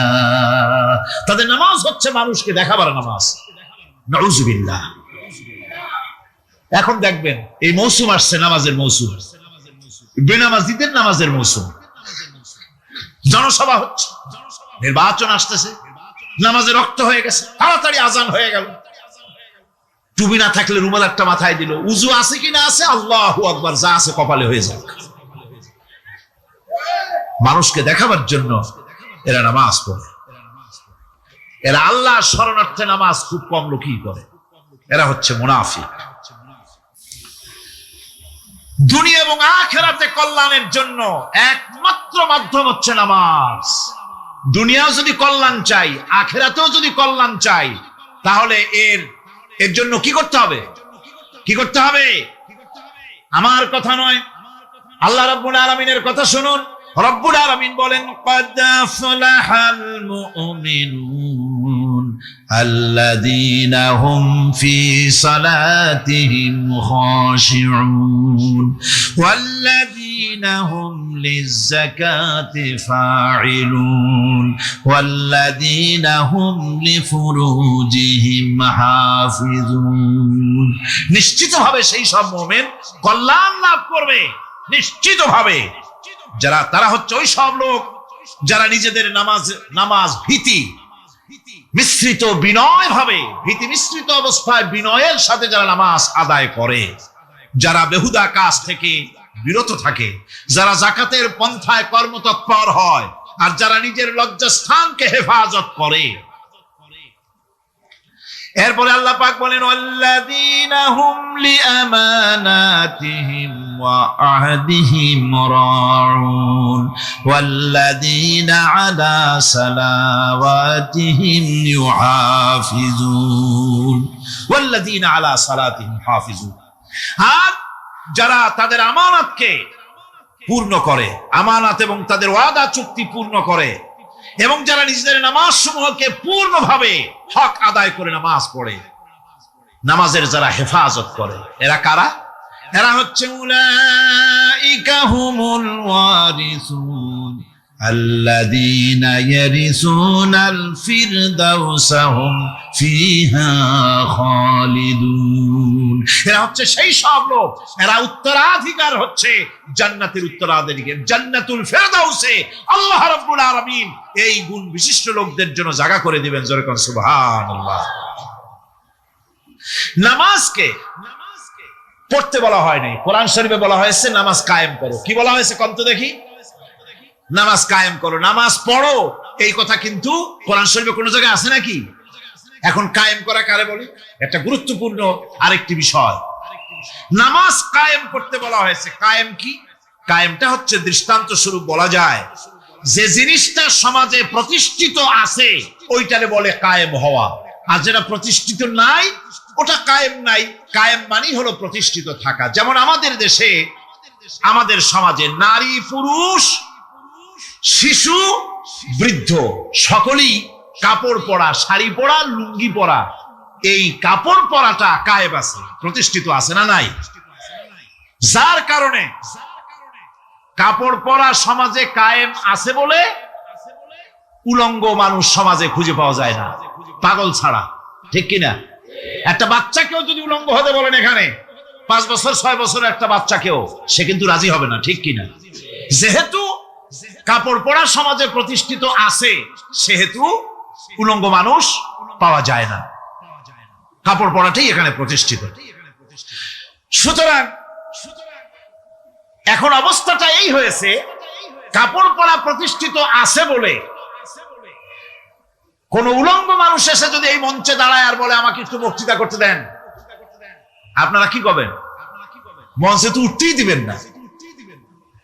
উলঙ্গ মানুষ যদি কোনো চাকরি নিতে যায় ইন্টারভিউতে, তাকে লাইনে দাঁড়াইতে দেবে না।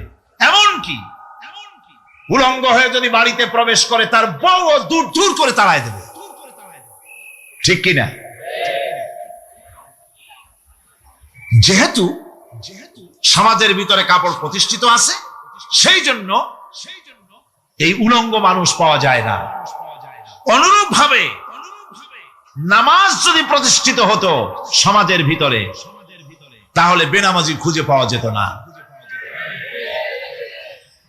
চাকরি করতে গেলে সেখানে নামাজ মানদণ্ড হয়ে যেত, নামাজ পড়ে কিনা তা দেখে নেওয়া হতো।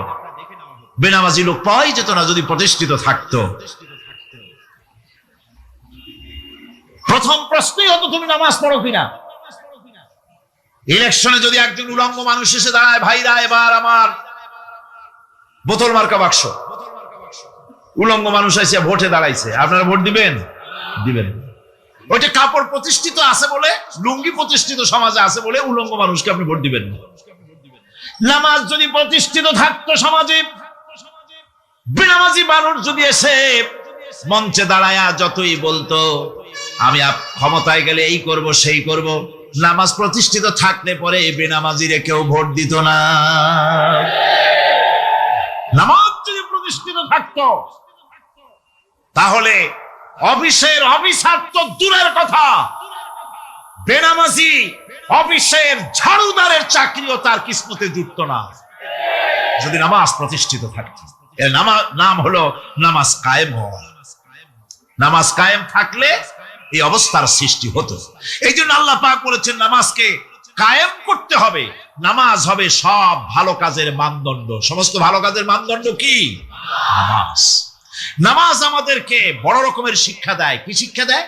নামাজ আমাদের শিখায় ঐক্য আর ভ্রাতৃত্ব। ভ্রাতৃত্বের আর ঐক্যের শিক্ষা দেয়। এক নেতার আনুগত্য করা শিখায়। জামাত যত বড় হোক, ইমাম হবে কয়জন?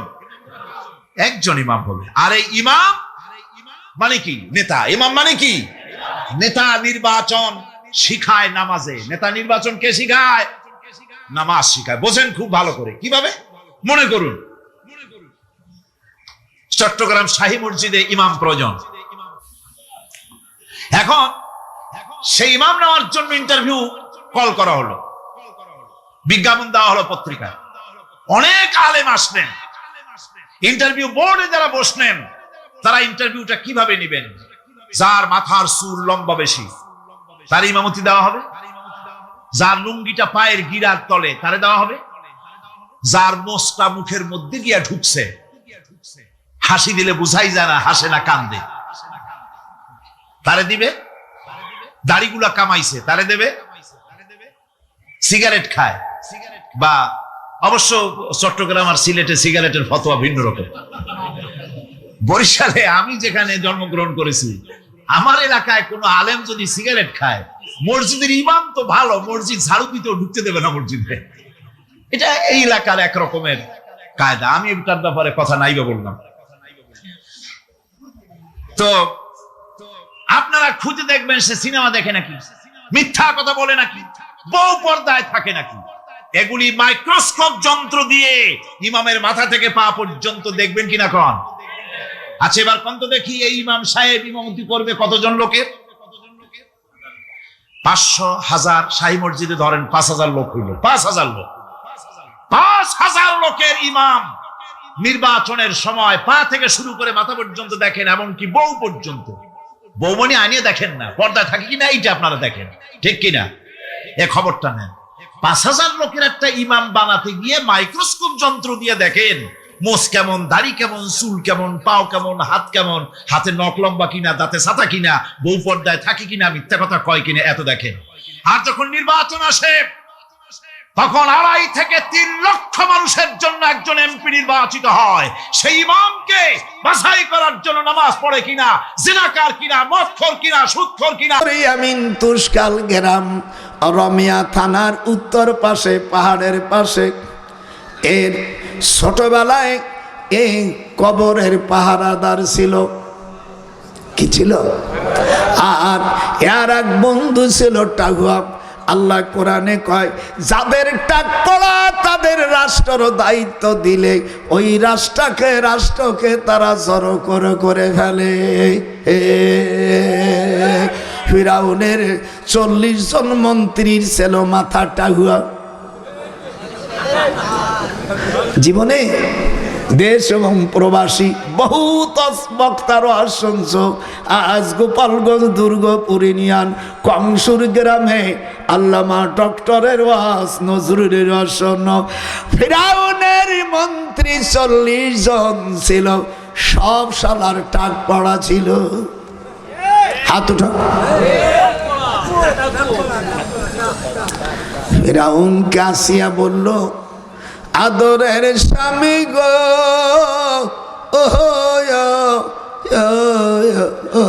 রে, জীবনে তুমি আমার হাইজাক করে বিয়ে করলে, জীবনের শান্তি হলো না। দয়া করে শ্বশুরের বাড়িও তুমি দেখালে না। আমাকে দেশে যারা ঢাকায় যা অন্য যায় চুরি করে, জাত অজাত না, অজাতের কুজাত মাইয়া, আবার কুজাত সন্তান, এরকম আছে না? হাত উঠায়। এই জন্য ভাই রে ফিরাউন 3 মাসের ছুটিতে উনি উত্তর ইয়ামিন তুষখাল গ্রাম, এই গ্রামে 10 জন কাফেরের জন্ম। আমার সাথে গোনেন। 1 নম্বর ফিরাউন, 2 নম্বর নমরুদ, হামান, কারুন, বক্তেনাসর, তারপরে আবরাহা। এই সব অমিয়া নমরুদ, এই 10 শয়তান এক গ্রামে বাড়ি। মানে এই গ্রামে এই যে ফিরাউন দেখেন, হামান, তারপর নমরুদ, সবগুলোর বাড়ি এক জায়গায়। তো কার কাছে দায়িত্ব দিয়ে যাবে? ফিরাউন বলল, মুসা তখন পেটে আসি নাই, আমি আয়। হায় হায়, 2 ঘন্টা বসতে যদি মুত না রাখতে পারো, ঠিক হেলা বউ রাখবে কি করে? খেলা ধ্বজভঙ্গ গুলো বইছে গা মাঝখানে। ভাই কেমনে করে মানুষকে আজ শুনো, তাই গোপালগঞ্জের আছে ট্রেন্ডিংও জানে। হায় হায়, দাদাবার দিক তাকা। এইবার ফেরাউন মুসার আব্বাকে বলল, তুমি এখানে থাকো। মুসার মা অস্থির হয়ে গেছে স্বামীর জন্য। কোথায় রহিলে প্রাণের স্বামী? আমার সাথে একটু তাল মারতে হবে না, মজবে না। কোথায় আহি রহিলা রে আদরের স্বামী? বিদেশে যারা বহু রাইখা যাওয়া, ফিরে আসে তুমি সলিড মাল পাইবানা। ভাই বেটা হেনে কথা কি বুঝতে পাবো? বাবা মৌলানা যেরকম, বাবা আপনি এনে বসেন। বাবা মৌলানা, আরে স্ত্রী রেখে কেউ বিদেশে যাইও না। দাদার সাথে মুখ ঘুরা। বাবা মৌলা, যে আটবে না তার কোনো করুণা হবে। বাবা মৌলানা, স্ত্রীকে রাইখা কেউ বিদেশে যাইও না। বাবা মৌলানা, হাত ধরে। বাবা মৌলানা, বিদেশে কেউ বউ রাইখা জীবনে বহুত শুনছিস, আজকে আওয়াজ দেখায় তো। বসিস না কে? আপনাদের কিরম লাগতেছে? মুনাজাত করে দেয় কি? ভালো লাগছে? হাত উঠে দাদা, ভালো লাগছে? আমার কাছে সকলকে আপন করে নিয়েছি। আহলে হাদিস আমাদের ভাই, হানাফি আমাদের ভাই, তারপরে ইসলামী আন্দোলন করেন তারা আমাদের ভাই, এ দেশের সব রাজনীতি দলেরা আমার ভাই। কিন্তু আমার শত্রু হলো ইল্লাল আজাজিল শয়তান। নানারে কলার সাথে মিশাই দেব আজকে। ঠিক